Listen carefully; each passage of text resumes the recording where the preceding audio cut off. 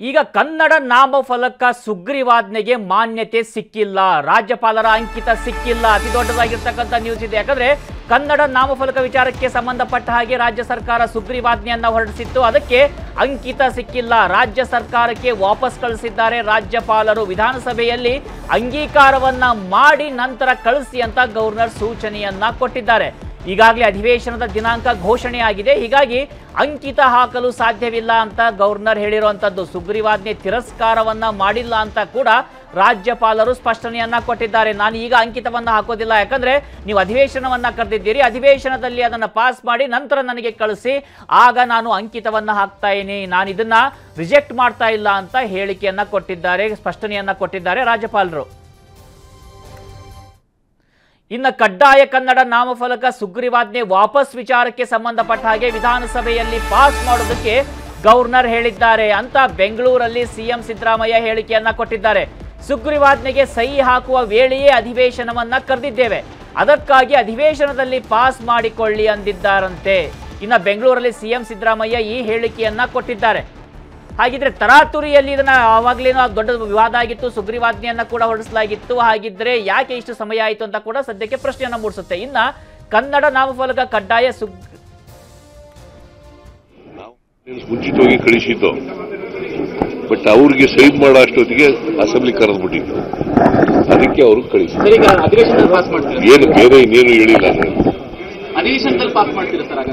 ಮಾಡ್ಲೇಬೇಕಲ್ಲ. ನಾವು ಆರ್ಡಿನೆನ್ಸ್ ಮುಂಚಿತವಾಗಿ ಕಳಿಸಿದ್ದು, ಬಟ್ ಅವ್ರಿಗೆ ಸೈನ್ ಮಾಡೋ ಅಷ್ಟೊತ್ತಿಗೆ ಅಸೆಂಬ್ಲಿ ಕರೆದ್ಬಿಟ್ಟಿತ್ತು, ಅದಕ್ಕೆ ಅವರು ಕಳಿಸಿದ್ರು. ಏನು ಬೇರೆ ಇನ್ನೇನು ಹೇಳಿಲ್ಲ.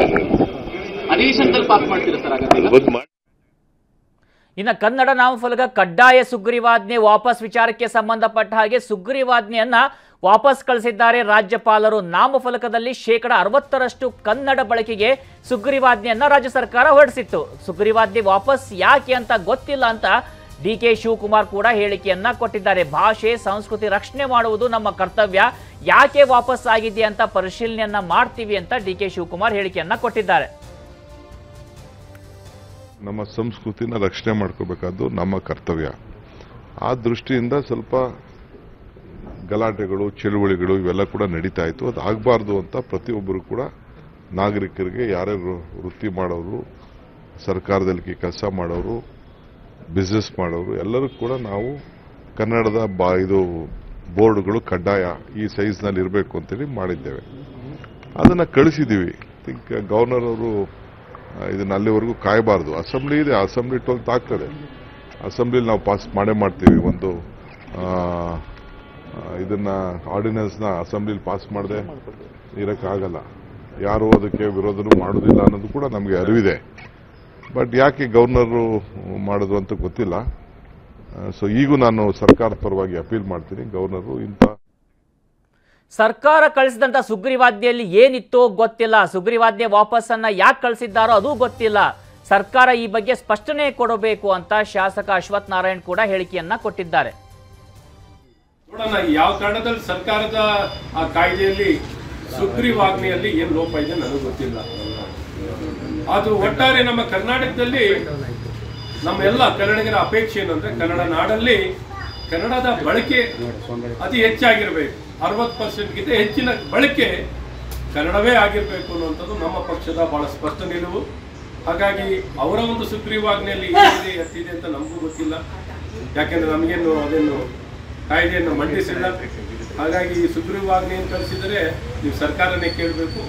ಯಾವ ಕಾರಣದಲ್ಲಿ ಹಿಂತಿರುಗಿದೆ, ಹಿಂದೆ ಕಳಿಸ್ಕೊಟ್ಟಿದ್ದಾರೆ ಗೊತ್ತಿಲ್ಲ ನನಗೆ. ನೋಡೋಣ, ಅದನ್ನೇನು ನೋಡಿ ಯಾವ ಕಾರಣದಲ್ಲಿ ಹಿಂತಿರುಗಿಸಿದ್ದಾರೆ ಅಂತ ನೋಡಿ ಅದಕ್ಕೆ ಸೂಕ್ತವಾದಂಥ ಏನು ಪರಿಹಾರ ಕಂಡುಹಿಡಿದು ನಾಡಿನಲ್ಲಿ ಸಂಪೂರ್ಣ ಕನ್ನಡ ಬಳಕೆ ಆಗ.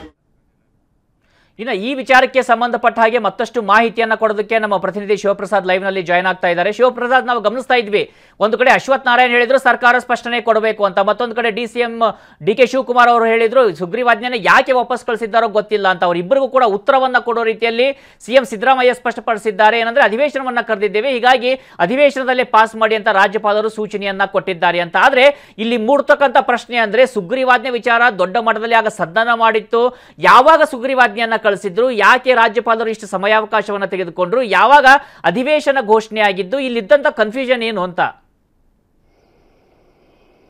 ಈಗ ರಾಜಭವನದಿಂದ ಒಂದು ಪತ್ರಿಕಾ ಪ್ರಕಟಣೆಯನ್ನ ರಾಜ್ಯಪಾಲರ ಒಂದು ಕಚೇರಿಯಿಂದ ಹೊರ ಬಂದಿದೆ. ಅದರಲ್ಲಿ ಸ್ಪಷ್ಟವಾಗಿ ಹೇಳಿರುವಂತದ್ದು, ನಾವು ಇದನ್ನ ತಿರಸ್ಕಾರ ಮಾಡಿಲ್ಲ. ತಿರಸ್ಕಾರ ಮಾಡೋದಕ್ಕೂ ವಾಪಸ್ ಕಳಿಸೋದಕ್ಕೂ ವ್ಯತ್ಯಾಸಗಳಿದೆ. ತಿರಸ್ಕಾರ ಅಂತಂದ್ರೆ ಕಂಪ್ಲೀಟ್ ಆಗಿ ರಿಜೆಕ್ಟ್ ಮಾಡುವಂಥದ್ದು, ಮತ್ತೆ ಅದು ಯಾವುದೇ ರೀತಿಯಾಗಿ ಪ್ರಸ್ತಾವನೆ ಇಲ್ಲ ಅನ್ನುವಂಥ ರೀತಿಯಲ್ಲ, ಒಪ್ಕೊಳ್ಳೋದಿಲ್ಲ ಅನ್ನುವಂಥದ್ದು. ಆದ್ರೆ ರಾಜಭವನದಿಂದ ಅದನ್ನ ವಾಪಸ್ ಕಳಿಸಿದ್ದಾರೆ. ಯಾವ ಕಾರಣಕ್ಕೆ ಅಂದ್ರೆ ಇದೇ ಫೆಬ್ರವರಿ 12ನೇ ತಾರೀಕಿಂದ ಅಧಿವೇಶನ ಶುರುವಾಗುತ್ತೆ. ಹೀಗಾಗಿ ಅಧಿವೇಶನದಲ್ಲೇ ನೀವು ಬಿಲ್ ಅನ್ನ ಪಾಸ್ ಮಾಡ್ಕೊಳ್ಳಿ, ಎರಡೂ ಸದನಗಳಲ್ಲೂ ಕೂಡ ಚರ್ಚೆ ಮಾಡಿಕೊಂಡು ಅದನ್ನ ಪಾಸ್ ಮಾಡ್ಕೊಳ್ಳಿ. ಅಧಿವೇಶನದಲ್ಲೂ ಆಗದೇ ಇರುವಂತಹ ಸಂದರ್ಭದಲ್ಲಿ ಸಾಮಾನ್ಯವಾಗಿ ಸುಗ್ರೀವಾಜ್ಞೆಯನ್ನು ಹೊರಡ್ತಾರೆ ರಾಜ್ಯಪಾಲರ ಮೂಲಕ, ಅದಕ್ಕೆ ಅಂಕಿತವನ್ನು ಹಾಕುವಂತ ಕೆಲಸ ಆಗುತ್ತೆ. ಅಧಿವೇಶನ ಇರುವಂತಹ ಸಂದರ್ಭದಲ್ಲಿ ನೀವು ಇದನ್ನ ಅಧಿವೇಶನದಲ್ಲೇ ಪಾಸ್ ಮಾಡ್ಕೊಬಹುದು ಬಿಲ್ನ ಅಂತ ಹೇಳಿ ಆ ಡೈರೆಕ್ಷನ್ ಅನ್ನ ಕೊಟ್ಟು ರಾಜಭವನದಿಂದ ವಾಪಸ್ ಬಂದಿದೆ. ಅದೇ ಸರ್ಕಾರ ಇದನ್ನ ಯಾವಾಗ ಕಳಿಸಿತ್ತು? ಈ ಒಂದು ಸುಗ್ರೀವಾಜ್ಞೆ ಇರುವಂತದ್ದು ಏನಪ್ಪ ವಿಚಾರ, ಯಾವ ವಿಚಾರಕ್ಕೆ ಅಂದ್ರೆ ನಾಮಫಲಕಗಳನ್ನ ಏನು ಕರ್ನಾಟಕದಲ್ಲಿ ಹಾಕಲಾಗುತ್ತಲ್ಲ, ಆ ನಾಮಫಲಕಗಳಲ್ಲಿ ಹಿಂದಿ ಇಂಗ್ಲಿಷ್ ಭಾಷೆನೇ ಹೆಚ್ಚಾಗಿ ಬಳಕೆ ಮಾಡಲಾಗ್ತಾ ಇದೆ, ಕನ್ನಡದ ಕಡೆಗಣನೆ ಮಾಡಲಾಗ್ತಾ ಇದೆ ಅನ್ನುವಂತ ಕಾರಣಕ್ಕೆ ಸಾಕಷ್ಟು ಕನ್ನಡ ಪರ ಸಂಘಟನೆ ಹೋರಾಟವನ್ನ ಕೂಡ ಮಾಡಿದ್ರು, ಜೈಲ್ಗೂ ಕೂಡ ಹೋಗಿ ಬಂದಿದ್ರು. ಆಗ ಸರ್ಕಾರ ಕೂಡ ಭರವಸೆ ಕೊಟ್ಟಿತ್ತು, ನಮ್ಮ ಸರ್ಕಾರ ಬದ್ಧತೆ ಇದೆ, ನಾವು ಮಾಡೇ ಮಾಡ್ತೀವಿ ಅಂತ ಹೇಳಿದ್ರು. ಹೀಗಾಗಿ ಆ ಒಂದು ಅಂದ್ರೆ ಯಾವುದೇ ಒಂದು ನಾಮಫಲಕಗಳನ್ನ ಹಾಕಿದಂತ ಸಂದರ್ಭದಲ್ಲಿ 60% ಅಷ್ಟು ಕನ್ನಡವನ್ನ ಕಡ್ಡಾಯವಾಗಿ ಬಳಸಬೇಕು. ಈ ವಿಚಾರವಾಗಿ ಸುಗ್ರೀವಾಜ್ಞೆಯನ್ನ ಸರ್ಕಾರಕ್ಕೆ ಕಳಿಸಿದ್ರು. ಆದ್ರೆ ಈ ಸುಗ್ರೀವಾಜ್ಞೆಯನ್ನ ಸರ್ಕಾರಕ್ಕೆ ಕಳಿಸುವುದರಲ್ಲಿ ಸರ್ಕಾರ ಮಾಡಿದಂತ ಎಡವಟ್ಟು ಏನಂದ್ರೆ ಇದನ್ನ ಯಾರ ಗಮನಕ್ಕೂ ಕೂಡ ತರಲಿಲ್ಲ, ವಿಪಕ್ಷಗಳ ಗಮನಕ್ಕೂ ಕೂಡ ತರಲಿಲ್ಲ, ಮಾಧ್ಯಮಗಳ ಕೂಡ ಗಮನಕ್ಕೂ ಕೂಡ ತಂದಿಲ್ಲ. ಎಲ್ಲಾ ವಿಚಾರಗಳನ್ನ ಮಾಧ್ಯಮಗಳ ಮುಂದೆ ಶೇರ್ ಮಾಡ್ತಾರೆ. ಆದ್ರೆ ಈ ರೀತಿಯಾಗಿ ನಮಗೆ ನಿಜವಾಗ್ಲೂ ಕೂಡ ಬದ್ಧತೆ ಇದೆ ಅನ್ನೋದಕ್ಕೆ ನಾವೀಗ ಸುಗ್ರೀವಾಜ್ಞೆ ಮೂಲಕ ಅದನ್ನ ಜಾರಿಗೆ ತರೋಕೆ ಹೊರಟಿದೀವಿ, ಸೊ ಅದನ್ನ ರಾಜ್ಯಪಾಲರಿಗೆ ನಾವು ಕಳಿಸಿದೀವಿ ಅಂತ ಹೇಳಿ ಅದನ್ನ ಒಂದು ಪತ್ರಿಕಾ ಪ್ರಕಟಣೆ ಆಗಿರ್ಬೋದು, ಮಾಧ್ಯಮ ಹೇಳಿಕೆ ಆಗಿರ್ಬೋದು, ಅಥವಾ ವಿರೋಧ ಪಕ್ಷಗಳಿಗೆ ಕೊಡುವಂತ ಮಾಹಿತಿಯನ್ನಾಗಿರ್ಬೋದು, ಯಾವುದನ್ನು ಕೂಡ ಮಾಡಿಲ್ಲ. ಹೀಗಾಗಿ ಯಾವಾಗ ಅದು ವಾಪಸ್ ಬಂತಲ್ಲ ಅದನ್ನ ತಿರಸ್ಕಾರವನ್ನೇ ಮಾಡಲಾಗಿದೆ ಅನ್ನುವಂತ ರೀತಿಯಲ್ಲಿ ಒಂದಷ್ಟು ಸುದ್ದಿಗಳು ಹರಿದಾಡುತ್ತೆ. ಅದಕ್ಕೆ ಇವತ್ತು ಡಿಸಿಎಂ ಡಿ ಕೆ ಶಿವಕುಮಾರ್ ಅವರು ಕೂಡ ಹೇಳ್ತಾರೆ ವಾಪಸ್ ಬಂದಿದೆ, ಆದ್ರೆ ನಾವು ಅದನ್ನ ಸದನದಲ್ಲಿ ಬಿಲ್ ಪಾಸೇ ಮಾಡ್ತೀವಿ, ಮತ್ತೆ ರಾಜ್ಯಪಾಲರಿಗೆ ನಾವು ಮನವಿ ಮಾಡ್ತೀವಿ ಅಂತ ಹೇಳಿದ್ರೆ ಸಿದ್ದರಾಮಯ್ಯ ಅವರು ಕ್ಲಾರಿಟಿ ಕೊಟ್ಟಿದ್ದಾರೆ. ಸೆಷನ್ ನಡೆಯುತ್ತಲ್ಲ, ಸೆಷನ್ ಅಲ್ಲೇ ನಾವು ಬಿಲ್ ಪಾಸ್ ಮಾಡ್ಕೊಂತೀವಿ ಅಷ್ಟೇ ಅಂತ ಹೇಳಿ ಈಗ ರಾಜಭವನದಿಂದಲೂ ಕೂಡ ಅದು ಕ್ಲಾರಿಟಿ ಬಂದಿದೆ. ಸೆಷನ್ ಅಲ್ಲಿ ಅದನ್ನ ಪಾಸ್ ಮಾಡ್ಕೊಳ್ಳಿ, ಆದ್ರೆ ನಾವು ರಿಜೆಕ್ಟ್ ಮಾಡಿಲ್ಲ ಅನ್ನುವಂತ ಕ್ಲಾರಿಟಿಯನ್ನ ಕೊಟ್ಟಿರುವಂತದ್ದು. ರಾಘವೇಂದ್ರ ಕೊಡಿ. ಧನ್ಯವಾದಗಳು ಶಿವಪ್ರಸಾದ್ ನಿಮ್ಮೆಲ್ಲ ಮಾಹಿತಿಗೆ. ಕನ್ನಡಿಗರ ಮೆಚ್ಚಿನ ನಿಮ್ಮ ನ್ಯೂಸ್ 18 ಕನ್ನಡ ಈಗ ವಾಟ್ಸ್ಆಪ್ನಲ್ಲಿಯೂ ಲಭ್ಯ. ಕರ್ನಾಟಕ ಮತ್ತು ದೇಶ ವಿದೇಶದ 360 ಡಿಗ್ರಿ ಸುದ್ದಿ ವಿವರವನ್ನ ನೀವು ನಿಮ್ಮ ಕೈ ಬೆರಳುಗಳಲ್ಲಿಯೇ ಪಡೆಯೋದಿಕ್ಕೆ ಈ QR ಕೋಡ್ ಅನ್ನ ಸ್ಕ್ಯಾನ್ ಮಾಡಿ. ನಮ್ಮ ಚಾನೆಲ್ ಅನ್ನ ಫಾಲೋ ಮಾಡಿ, ನೋಟಿಫಿಕೇಶನ್ ಆನ್ ಮಾಡಿ.